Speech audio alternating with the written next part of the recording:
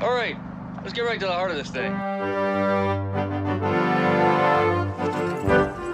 Don't fight it, son. Confess quickly. Strange women lying in ponds, distributing swords is no basis for a system of government. It's evil! Don't touch it!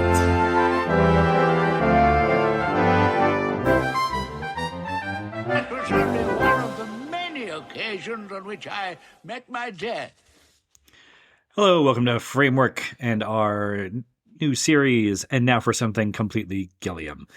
I am Al Schwartz. With me, as always, is John Bernard. Yes, hello. This is sort of a Gilliam movie. Not really.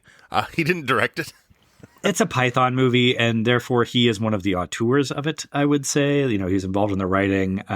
He doesn't have a directing credit on it, but I'm sure, he was on set every day. He's performing in some cases. He's got a pretty great mad, filthy preacher character at one point. Gets a little featured shot. But, he's in his underwear a lot in this film, like more often than not. Terry Gilliam, the actor, is running around in just dirty, filthy underwear. I'd say this Life of Brian is less an expression of Gilliam as an auteur and more just sort of an important step in his story. Yeah. The development of Gilliam. It's not an expression of him. Well, it's hard to say, with these films, the Monty Python films, because this one and the next one, the last two Python films are directed by Terry Jones, who's the only other Python that kind of had director aspirations. I almost said dictator aspirations. But 6 and 1 half. Yeah. And he takes over control of kind of the creative direction of Python, or at least ostensibly on paper, because he's the credited director, I guess, as Python kind of dwindles out and these guys go find other careers. Terry Jones's other career is to direct things. So he's there as well. But I don't know that people think of this as like, well, this is the Jones voice that we're listening to here. Yeah, I don't know even know if I totally buy that it's more that, Terry Jones is taking a creative control of the Python voice so much as the other Pythons are becoming more interested in their solo careers. And that doesn't mean they're like relinquished when they're doing less Python. I don't know if that means when they're doing it that they're like that John Cleese is being less controlling. I just think that he's perfectly willing on paper to say, no, I don't want to be the director of this. I just want veto power over the director. Well, at this point, everyone's in demand. They're all working in other stuff, They're doing other movies or BBC projects or things like that. They're comic stars at this point. So it's almost impressive that this movie came together, and certainly that Meaning of Life did. But I don't know. This is tough because this is probably the best thing Python ever did.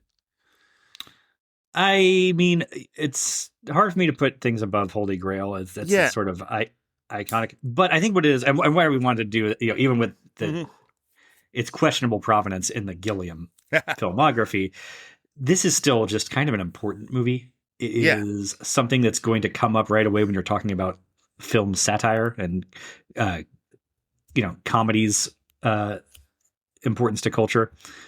This is sort of an ideal of very goofy comedy with very clear, satirical cultural points to make. Yeah, it's kind of impressive just that they've got this, Python-esque absurdity running through this film. It's the sort of thing they always have done, except every scene is also kind of an excellent little metaphor for the nature of religion or power or belief. It's all very very trenchant and philosophical in a way that satire at its best aspires to, I would say. This is kind of a brilliant humanist thing, as well as being a very profane comedy. Yes, and we already are like running the risk of underselling how absurd and silly it all is. It makes this is not an academic treatise. No, but I mean, I think you could do that on this. You could make. Oh, they've done conferences on it. Yes. Yeah, of course. This is as good as religious satire gets, I think. I certainly can't think of a funnier one. But this is also kind of getting a religious satire. That's a tough nut to crack. Yeah, indeed. It's a thing people don't really want to try most of the time. You know, it's difficult to do this well and get away with it. You think of things like Year One. Do you remember that film at all? The caveman thing? Yeah, well, it's caveman, but it's also doing like the beginning of the Bible, or Cain and Abel, and it's all biblical figures. It is. An incredible pedigree on that film. That's Harold Ramis directing, like Jack Black and cast of dozens. It just sucks. It's just terrible. It doesn't work at all. That's kind of what you usually get. Well, I'm trying to think of other Ricky Gervais has done some. I prefer this one. Satire stuff. Yeah. Well, yeah. These. I mean, because the Pythons are actually. They're not coming at it from a fully atheistic point of view. That was the rap on it at the time. That there's the famous late night talk show appearance that they did where they're debating it's the Archbishop of Montridge or something, just incredibly British, and then some other it's Malcolm Montbridge and the Archbishop of Canterburyshire, and they're like certainly being attacked in the moment for being really anti-Christian and all that. And over time, that's kind of fallen away. Now, I feel like Christians kind of champion this movie at this point, or at least the ones who want to be the young hip Christians who are down. It's become recognized over time that no, this doesn't have anything negative to say about Christ or his teachings. Christ is almost sort of treated as himself in this. Like Christ is a character. Well, first off, he's played by Admiral Piet from Star Wars. Oh, really? Oh, yeah, yeah.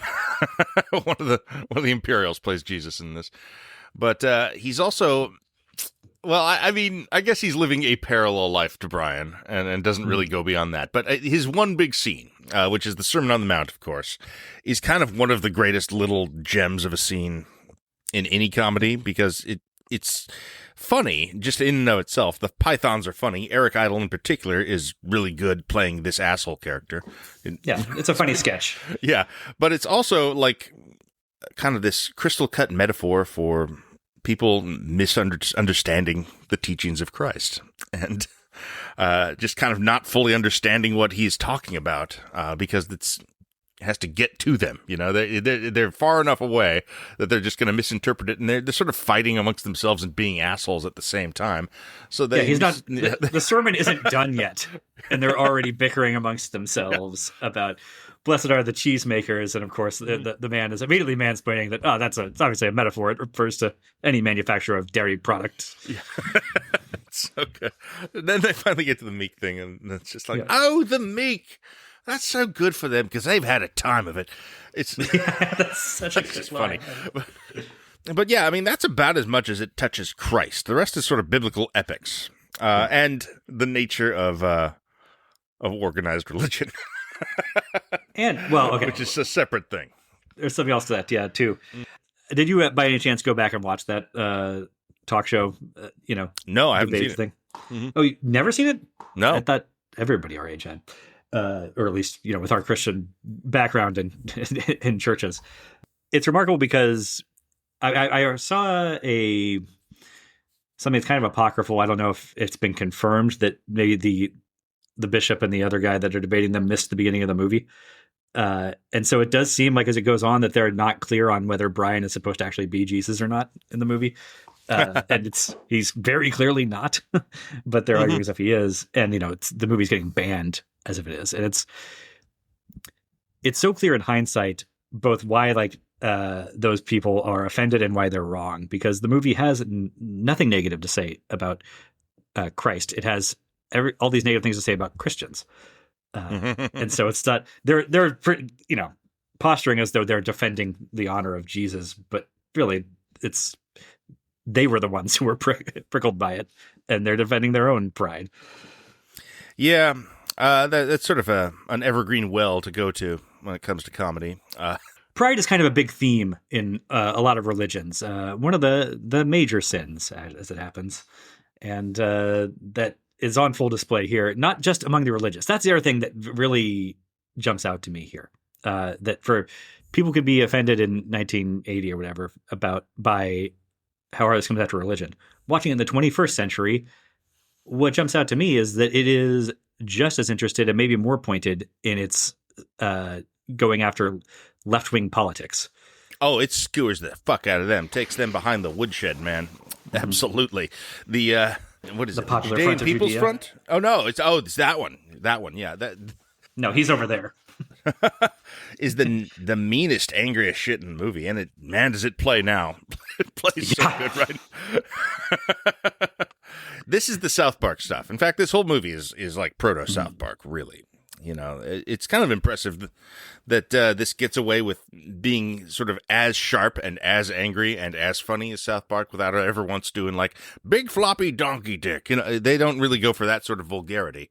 There is a floppy dick shot in this movie. I guess they're literally very prominently. But you're right. That feels less vulgar somehow than in South Park the movie when they're pulling out the realistic dildos things that. Yeah. But but yeah, I mean, South Park owes tons to this. That's clear. Oh yeah, dramatically so. But yeah, the just the taking them behind the woodshed thing is incredible. And just watching leftist discourse online right now, it feels like the exact same damn thing. You know, I mean, the leftists are fighting with the liberals so vociferously right now about how to be on the opposition side. It's just depressing to look at. Honestly, if you see somebody like, you know, a lot of them philosophically are kind of at the point and there's like, yeah, I know we don't like Trump much, but man, the real problem is the leftists. Oh, no. The real problem is the liberals. They're just as bad as Trump. It's circular firing squad shit right now. And oh yeah, and I don't think any movies ever really nailed the circular firing squad aspect like this. I will say from both sides. I mean, the stoning scene becomes very literally a circular firing squad on the sort of religious side of things. But then you get it at such greater length throughout the rest of the movie with the Popular Front of Judea and the People's Front. The stoning scene is another sort of just like miniature little masterpiece of a sketch, just in the timing and the execution and the amount of things we figure out and come to understand during the sketch. The levels to that thing is crazy. They're all women in disguise. Yes, that is. And the way that the Cleese is remind themselves, like, oh no. That's just fun performance stuff, and I love the way that Cleese's like Pharisee character cottons on to them being women in disguise, and then decides to overlook it because he doesn't want to derail his stoning process. The one who throws the stone early, they send to the back of the line. I love that. It's good stuff. But of course, I mean, nothing like the introduction of the People's Front of Judea in the Colosseum. Like that is still 45 years later, wherever we're at. There's been no better scene showing like what leftist Twitter is like. You know, yeah, It's funny that you know that they nailed that before Twitter was, you know, like 40 years before Twitter was the thing. They kind of nailed it, and down to them getting splitting and arguing over trans ideology. That takes you that's a surprise, right? Yeah, that sounds like it came straight out of modern day Twitter or whichever, probably Threads at this point. That's crazy. And then it's in the voice. Twitter from 10 years ago, maybe even. Well, sure, yeah. But it's in the mouth of the leftist collective group is really the incredible part about that. And one thing you could point at that scene as being anti-trans. People have, certainly. But they call him Loretta for the rest of the movie. Yeah, that's my butthole really puckered up there for a minute, like, this is I haven't seen this movie in 20 years. This is going to be a rough go. I forgot about this angle of it. But no, like they argue over it. The Cleese character, you know, is arguably the voice of Python of the Pythons more generally, and he thinks it's ridiculous and opposes it. And yet he comes around on it and does accede to all of the renaming, the correcting of pronouns throughout the rest of the movie. We're using siblings instead of brothers, and they call him Loretta. He apologizes for calling him for having a go at the feminists later on. And I think that's probably all in the moment supposed to be like the Python heads is probably like further skewering of the leftists for acceding to this ridiculous demand. And yet it's kind of sweet. It is. It stops it from being too ugly somehow. But even if it was meant to be nastier, today it plays as it is nice that they accommodate them, whatever. Well, yeah, I mean, this is again the South Park thing, which is that they're kind of going in all directions here, and I feel like when you do that, you have more license to the point where, like you said, everyone kind of is fine with this movie at this point. That you could show this to the right or the left, and everyone would get something out of it. I think, and I guess that's sort of underhandedly brilliant in a way to be an equal opportunity offender. I think one thing that stood out to me back in the day when I first watched this, maybe like I don't know, I probably saw pieces of it in high school. Maybe I rented it, but the last time I watched it before this was early 2000s. Sure. I was in college, sort of, still at college at a Jesuit university, but sort of freshly broken away from the church more because I was no longer in a Catholic high school that could force me into the church physically.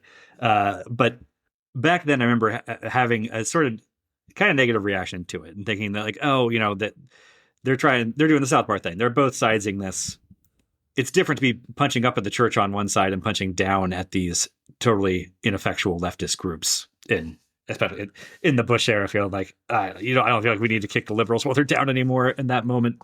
And I feel like it was sort of a false equivalency to say that these guys are as big a problem as the church was, because I had grown up with the church's problems in my face. And now a lot of my experience over the last 10 to 20 years has been sort of seeing that circular firing squad aspect on the left develop and viewing it a lot of that through my experiences growing up in the Catholic Church and being like, right, no one ever actually passes the purity test.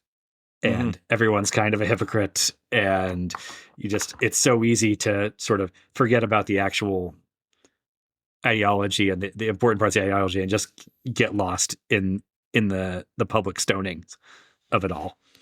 And that does affect both sides of the political spectrum. Well, the People's Front of Judea, I mean, I think this is probably the best material in the film, even as there are these masterpiece little other sequences.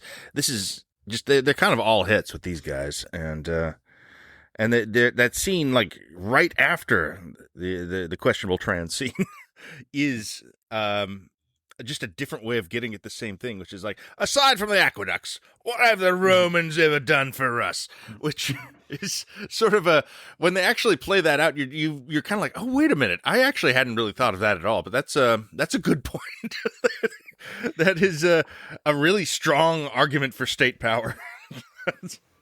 Well, it is. And I mean, you could also niggle with the writing of it and be like, well, they list the aqueduct and irrigation as two separate things. I think they could go under the same thing. And, public order and bringing peace or whatever. Like, those are the same thing. But, I mean, it becomes a thing too, especially, when you're looking back through history, it is completely hard. You can't untangle the oppression from the technological advancement that happened alongside of it. And were people better off for being conquered by the Romans?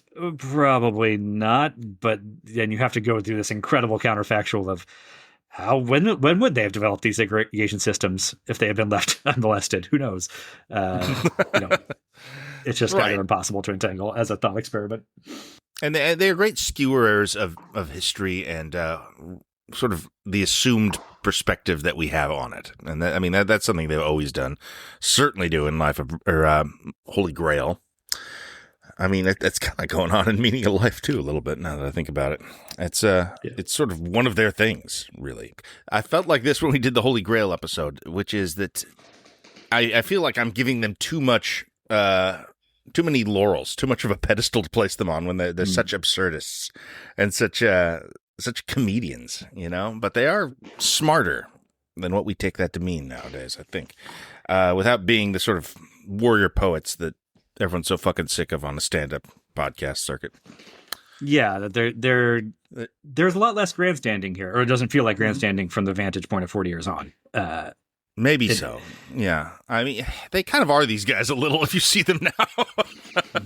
John Cleese, politically outspoken in a way that rubs a lot of people the wrong way. Gilliam, the same. We will get to that as we get into the older films.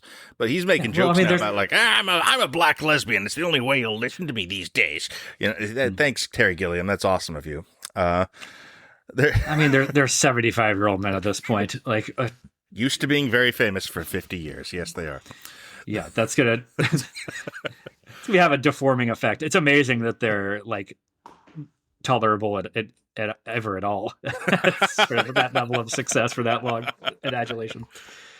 I mean, because a lot of their, like you said, you mentioned the warriors on the podcast circuit. A lot of their contemporary, descendants have gone completely even more insufferable over a smaller window of time with even less notoriety and laurels and fame. That's a fair point. It's very true. So I don't know.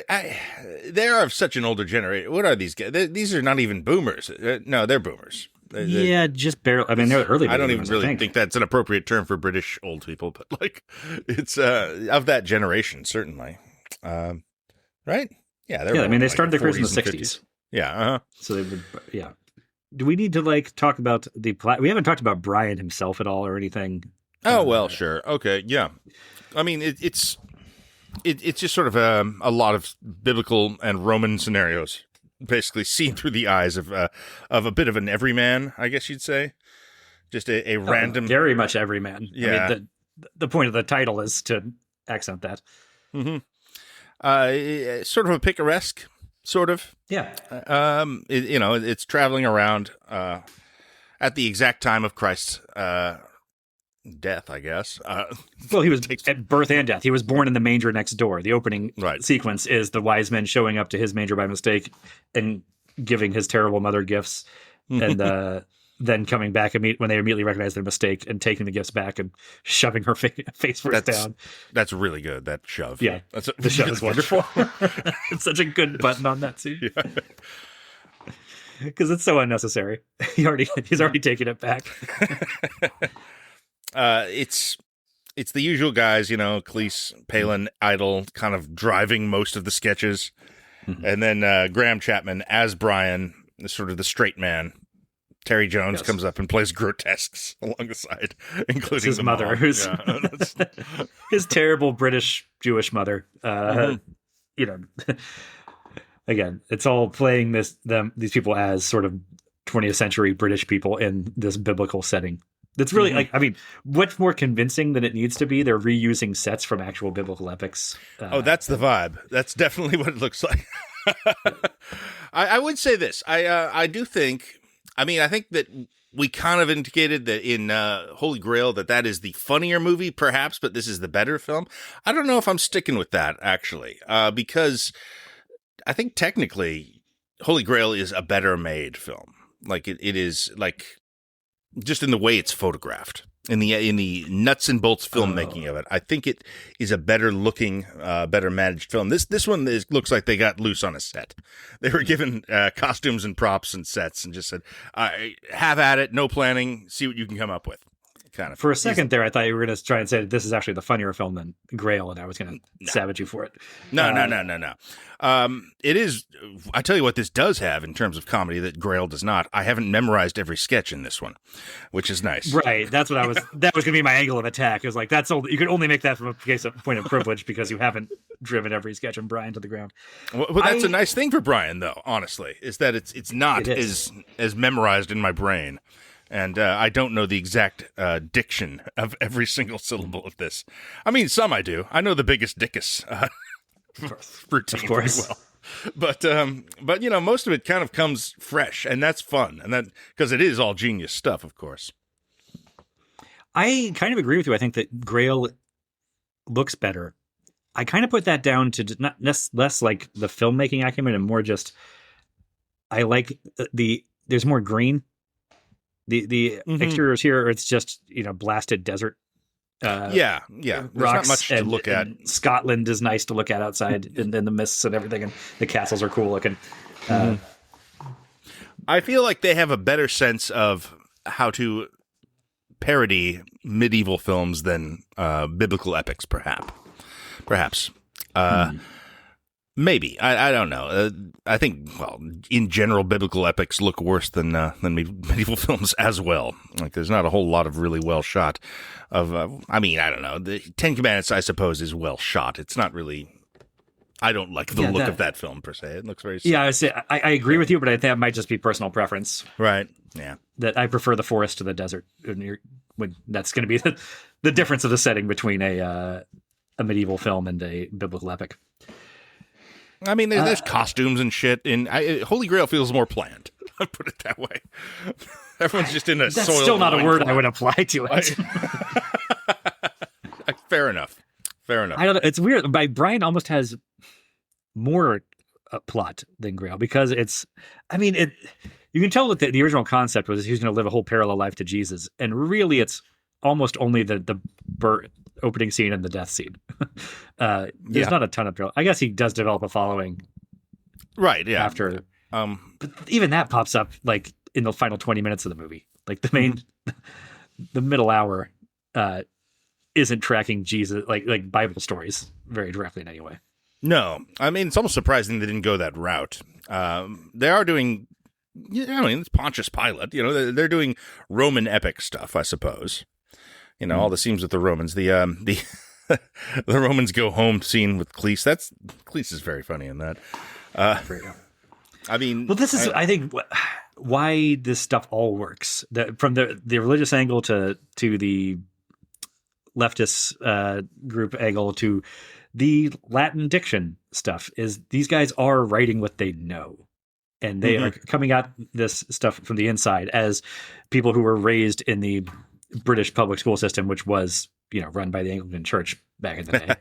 Yes. So they were raised in religious institutions. They know the Bible stories pretty inside and out, and did extra research, and also that they became campus darlings and sort of in the 60s, lefty icons, and even after he was out of college and before they got into Python, John Cleese did teach Latin for a year or two. And so he's coming at that as someone who's actually given Latin lessons in British schools. Imagine being taught Latin by a John Cleese in his late 20s. Jeez. Conjugate the verb.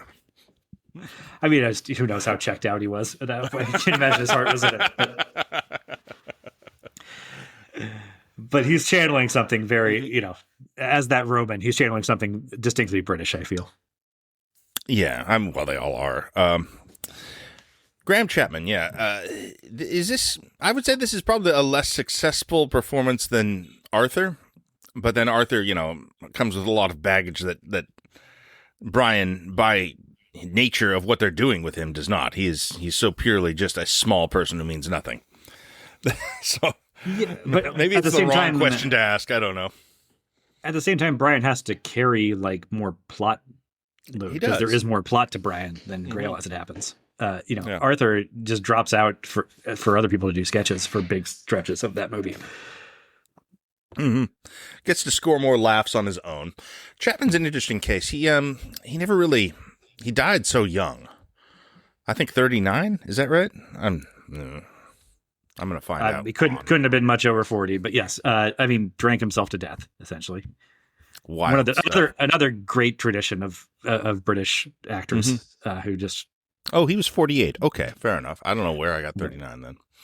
But, I was about to say, he really got cut down before he got a chance. But I don't know. It sounds like he was around a bit. He did make a few more movies. But, nothing outside of Python really hit in the way that, well, pretty much all the others come up with something. They have a little more time to play. But he's sort of the lost member in a lot of sense, which is weird because he was ostensibly sort of the figurehead, or at least for Brian and Holy Grail.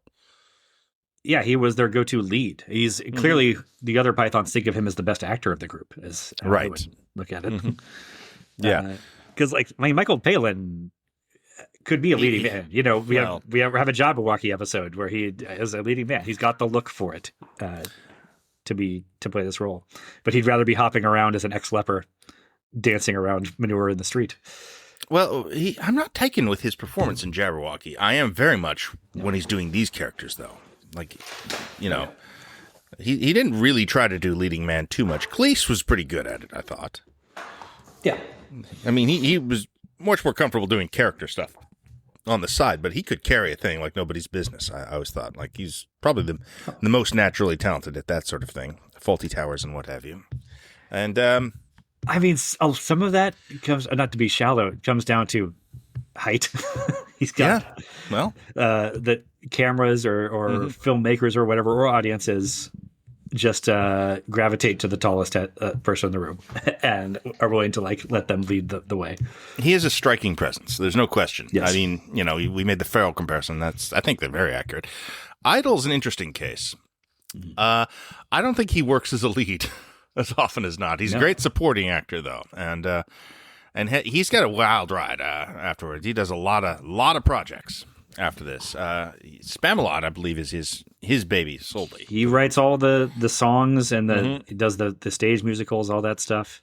Yeah. Yeah, I don't really know of any time that I've seen any examples of him trying to be a leading man. Oh, they're out there. Nuns on the Run, maybe? Nuns I on probably the saw Run. that when I was 8 years old. Splitting Heirs, I remember that one. You know, they gave it a shot in the 80s and such. In the 90s, he's kind of content to do character roles and you know, things like Casper. Yeah. Or he'll narrate your theme park ride. You know, he works a lot. Hell, he's in the South Park film. Just remembered. That's true. And even in the Python films, he's still he's always he's the most peripheral. He's just an side assassin from the sidelines. Yeah, like, but he's not. He might be the funniest guy in this movie for me, honestly. I don't know. Cleese is really good at those People's Front of Judea scenes, but yeah, I think I got to give it to Cleese between the Latin lesson and Reg, the leader of the People's Front. But Idol as these, I mean, this character, he has a character in this that I really enjoy, which is sort of, I guess, just an asshole. A distinctly British friendly asshole. Yeah.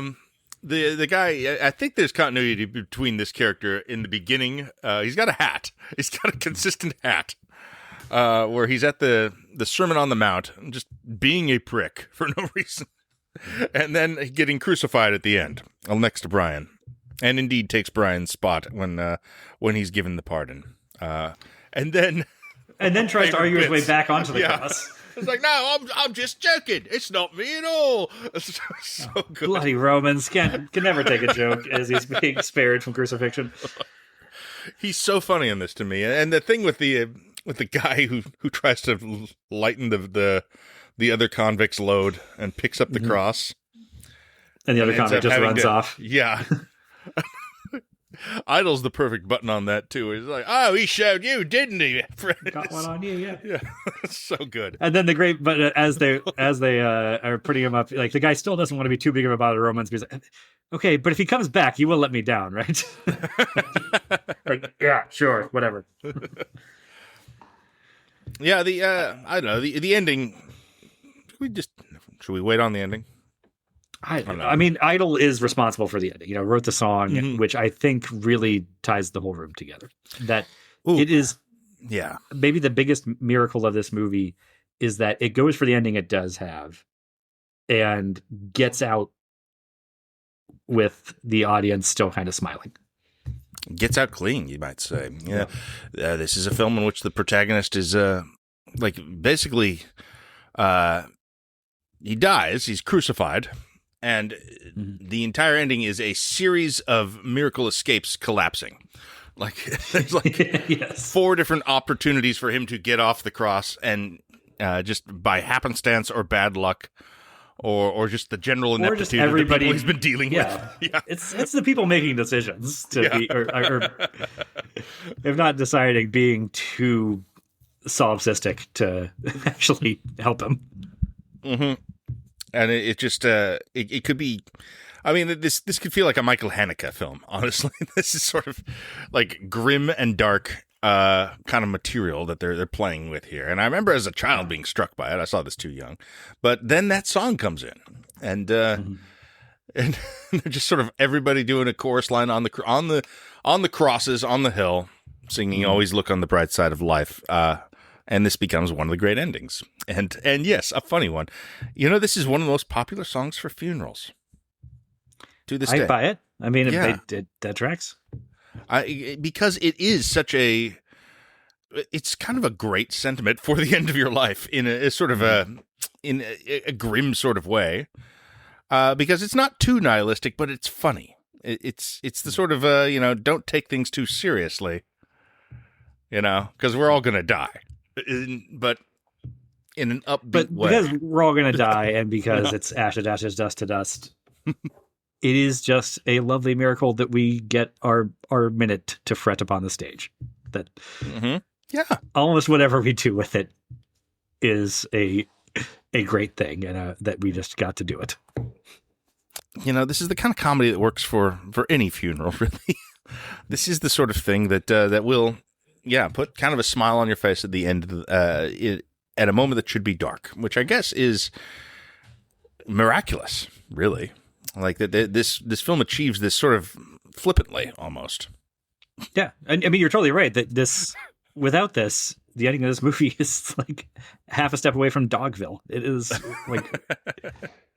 I mean, we don't really care about Brian exactly, but it's still just the structure of the thing. We've been following him, and this is just a series of shit not going his way that he doesn't deserve. That's kind of the whole movie, really. Yeah. I think we care about him a little bit, and even if we didn't necessarily, there is, just as a movie audience, I think we feel an outrage to have those rescues dangled in front of us. These resolutions that we recognize as, oh, okay, that's a thing you planted earlier in the movie that could get him out of here. And then to have that just snatched away is offensive to our movie watching brains in a way that, on top of just feeling bad for Brian Cohen, the character. Now, there is this is sort of a running motif in British comedy. I found these dark endings where all the characters die at the end. It always struck. I mean, I remember this from when I was a kid. This is not uncommon for British sitcoms to end in this fashion. Blackadder is the one I'm mostly thinking of here, sort of famously. How much of that is directly from Python, do you think? Because even Holy Grail has a slightly bit of, from a bird's eye view, a bit of a downer ending. It's a similar kind of like, I'm not really emotionally invested in this, so it's okay. But it is it is at least a confounding of any sort of catharsis you might have expected from the narrative. Yeah, and if it's irritating in a way, it's not like, how could you do that to Arthur? It's we were supposed to get the resolution of the Grail thing, and we don't get that. That's interesting. It's that is something they always go for, I guess. Well, and there are two narrative projects, which are Holy Grail and Life of Brian. Sure, that's the thing. I mean, it's a sketch impulse. Yeah, it's a way to end on a punchline, and when you're starting with a shorter scene and getting out quick, it's easier to, I guess, pull it off with just those sort of mean little twists. Yeah, but a Saturday Night Live movie would never have this ending. Your Wayne's Worlds, your Superstars, your ladies' bands. I know they refuse to do this sort of thing. Yeah, you're right. I mean, do you think that's an American versus British thing? I think to some extent, yeah, probably. We are Americans are more optimistic people, or at least maybe this stuff held true in the happy ending. Yeah, in the 20th century, at least. Maybe we're catching up in the 21st century. We're entering our falling empire days that they were, the British were in the 1900s. I'm just sort of openly just a wondering right now if how much Python actually is the progenitor of a dark British ending, or are we talking like, well, that goes back to like Dickens or whatever? I mean, is it all of English history kind of conspires to get us to the point where Life of Brian is just how we end movies in England? I mean, if you want to take it all the way back to Shakespeare or whatever, there is a bright line of demarcation between tragedy and comedy there. There is. It's built around the way they end, mostly. And Mostly. so this is maybe it, even if it is a British thing, I think it's a more modern thing to introduce more elements of tragedy into comedic resolutions. And in that, I think I have to give Python an enormous amount of credit for that. This film in particular is the dark ending, maybe that sets them on a path comedy-wise for 20 years or so. I mean, on the one hand, I'm sure we're showing our ignorance of mid-century British comedy, like that the Pythons themselves could tell us where they were lifting from. On the other hand, I don't know that we can overstate how influential they were. We might be ignorant that way, but so are a bunch of the other comedians that have been influenced over the last 40, 50 years by the Pythons. And well, I mean, we pointed South maybe they didn't obvious, but is the Office, the British Office, the Ricky Gervais one, has a similar ending, I guess you'd say, for within the scope of what that show is, an Office cartoon. It still is the most depressing possible ending. I guess they walk that back a little later, but they kind of have it both ways with the Christmas special. It allows them to rerun it, but. I mean, I guess the thing is, even if Python's not the wellspring from which all this actually was generated, all these roads run back through Python, as if you're tracing lineage back. They were very popular, and so they were prolific in their influence on probably even more so on British comedy than we realize, but definitely on American comedy. I mean, I can tell you right now, I would credit Life of Brian for kind of acclimatizing me and getting me to appreciate a downer ending. A darker ending. I mean, this is, like I said, it's not really the highest of stakes because it's such an absurd film. But as a young child, this ending stuck with me in a way. And it's probably one of the first movies I've seen that ended in such a way. I saw this film too young. It's very much for adults. But, it's just something you're not used to seeing initially. And, aside from, I guess... Well, not a lot of movies do end this way. I mean, in terms of, ending with the facts on the ground being so bleak, and yet the tone is just, but it's okay, we're choosing to be happy about it anyway. Prepare me for the bad news bears, perhaps.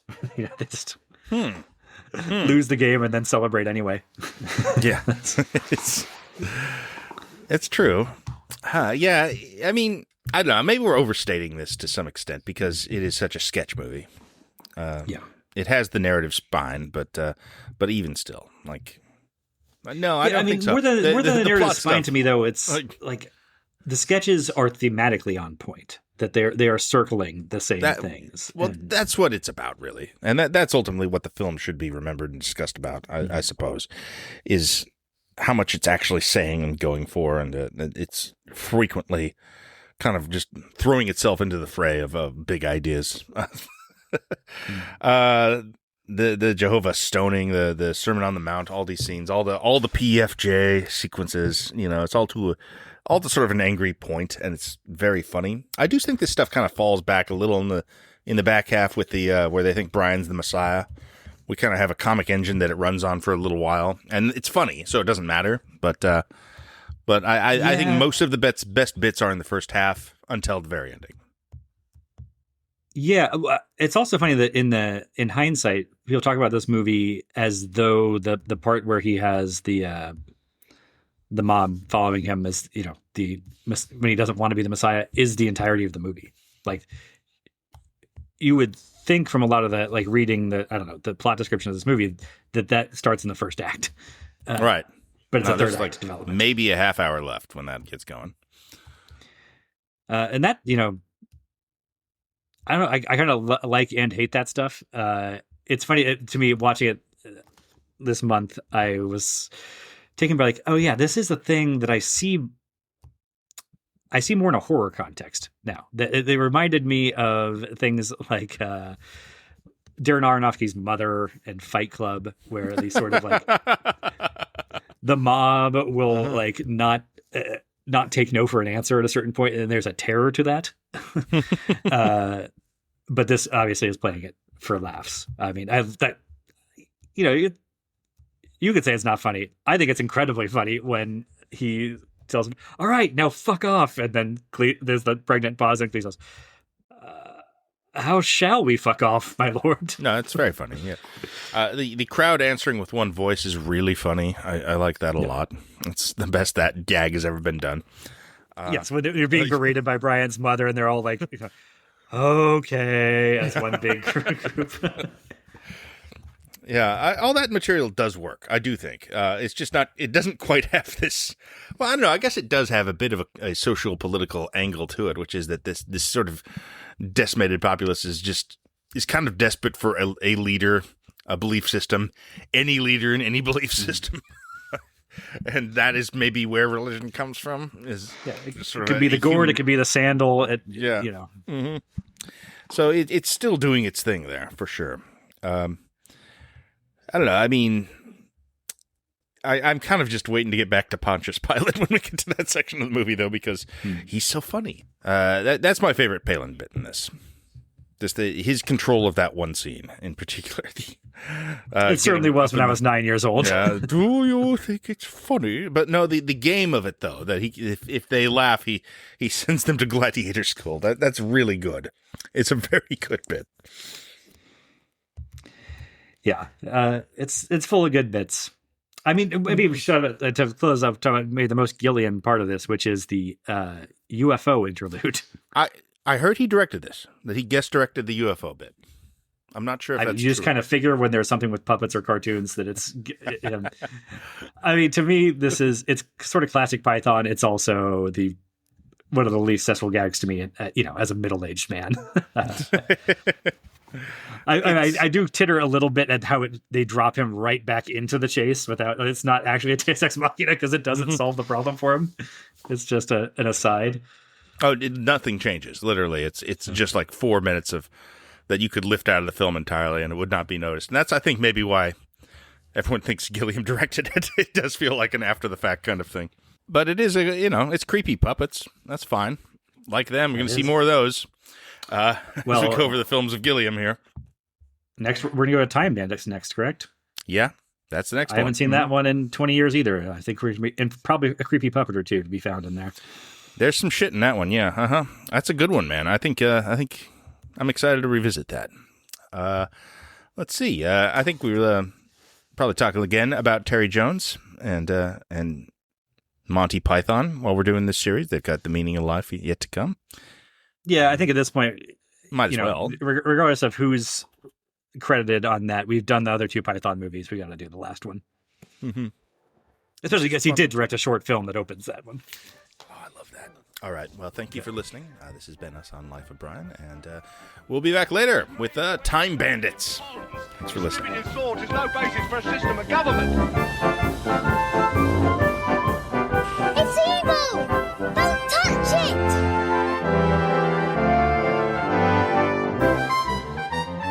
That was only one of the many occasions on which I met my death.